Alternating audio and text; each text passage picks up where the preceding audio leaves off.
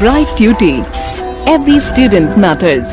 When he went to Miss Havisham the next morning, Pip was surprised to find Orlick employed as the porter, to protect the house from the convicts and the intruders. When he entered Miss Havisham's room, he found Estella home from France, and she has now become a beautiful, graceful woman. Pip and Estella, they walked in the garden and they talked about their old times. Estella noticed the changes in Pip's personality and the fact that he was now not surrounded by people he was in his childhood. Pip was hurt that Estella did not remember anything about making him cry.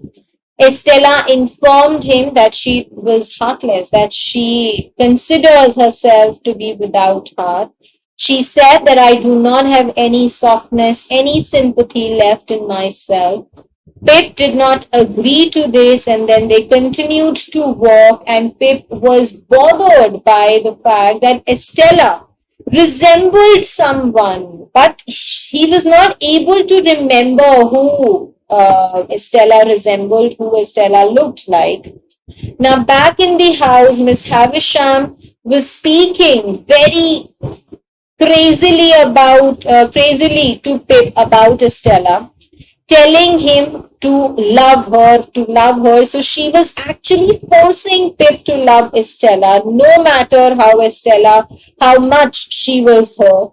She told Pip that real love was blind and that he was supposed to surrender himself to Estella. Mr. Jaggers has come on business, and he and Miss Havisham, Sarah, Pocket, Estella, and Pip have dinner together. Mr. Jaggers was not affected by the beauty or the grace of Estella and ignored her totally. Pip was very confused with the kind of, feelings that Mr. Jaggers had for Estella. And he just could not understand why he had such cold vibes for this beautiful young lady.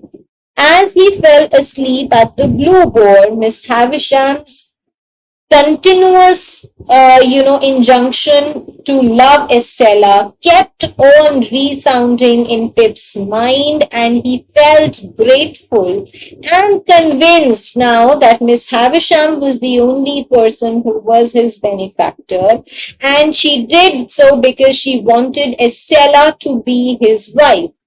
The adult narrator Pip, although becomes very afraid and he dislikes to remember that he did not even think twice on that trip to visit Joe, knowing that Estella would not like that. So he actually, disregards him for having done that.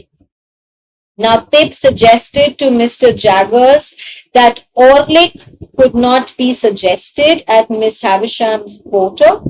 Mr. Jaggers agreed and noted that the post of trust, are never filled by people who are actually trustworthy and those who are actually worthy. Now, Mr. Jaggers announced that he was going to fire Orlick immediately, and Pip was afraid that Orlick was going to put up a fight with him for being the reason for him getting fired. Now, while walking through the town, Pip ran into the Trabb's boy, and he followed Pip throughout the town, making fun of him by poking him unnecessarily, by criticizing him for his arrogant personality. And Pip also felt ashamed and thought that it was very, very useless, and he did not want to argue with a boy like that. Now that he was a gentleman, he did not want to get into an argument. And he wrote a letter to Mr. Trabb informing that Pip will no longer patronize his business because of the boy. So he wrote a letter to Mr. Trabb telling that because of your son, I am not going to look after your business.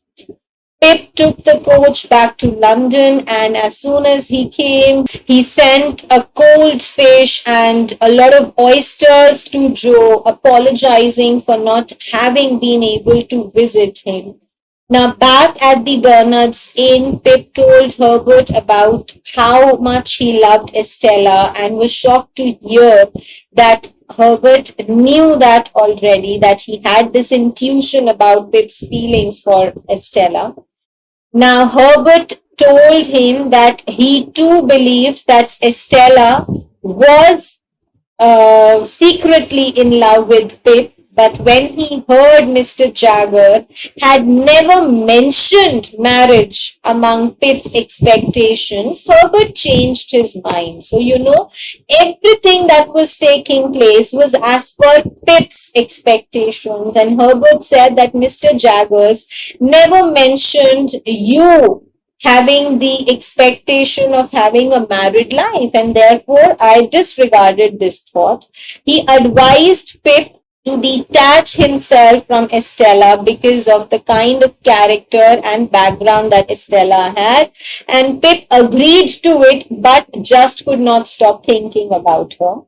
In order to change the subject, Herbert told Pip that he himself was secretly engaged to Clara, who was the daughter of a ship's steward who would not live up to Mrs. Pocket's title of test standard. So, that he was secretly engaged to this girl because he knew that his mother, who was so obsessed to having somebody in the family who had a title, would never accept that girl. Clara was living with her ill and foul-tempered father, and Herbert said that he will marry Clara as soon as he would start to earn some money. Now, so far we've learned about Pip coming to England, meeting Herbert, and in the last section we learned about how Herbert told Pip about not getting so attached with Estella, and also about him planning to marry Clara as soon as he would get rich. So let us continue further. Now that Pip had that playbill, had the ticket for Mr. Wopsle's production of Hamlet, which was in his pocket, he and Herbert went that night to see the play. Now, the play was very bad, the actors were pathetic, and the audience was making fun of them. Mr. Wopsle played the role of Hamlet in a very bad manner indeed.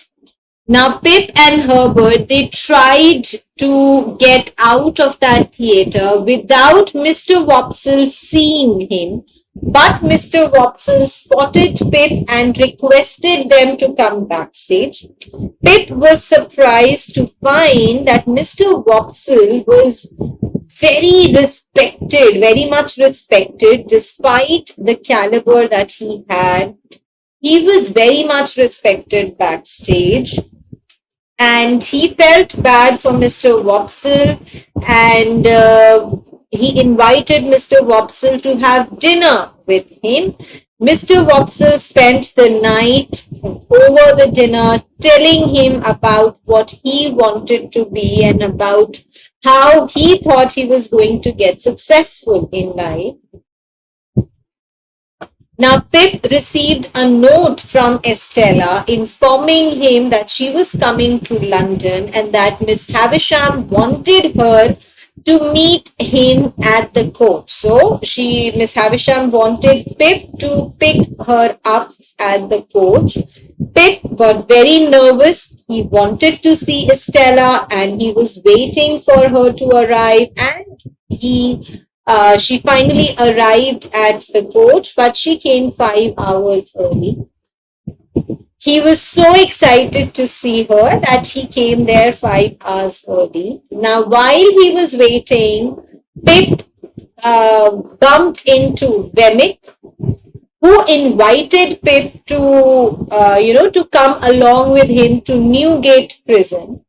Pip noted that prison at that time were all decrepit. You know, they had the soldiers, the criminals, and everybody lived in the same condition in the prison at that time. At the prison, Vemic was very friendly and familiar with the guards and the prisoners. Pip noted that he walked among the prisoners as much as, just with as much ease as the gardener walked with his plants.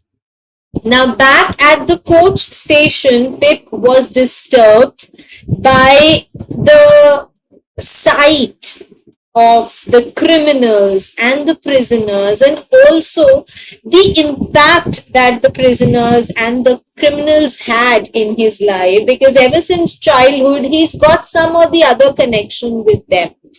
He tried to just forget about it and think about Estella, and when Estella arrived he again started wondering who she reminded him of.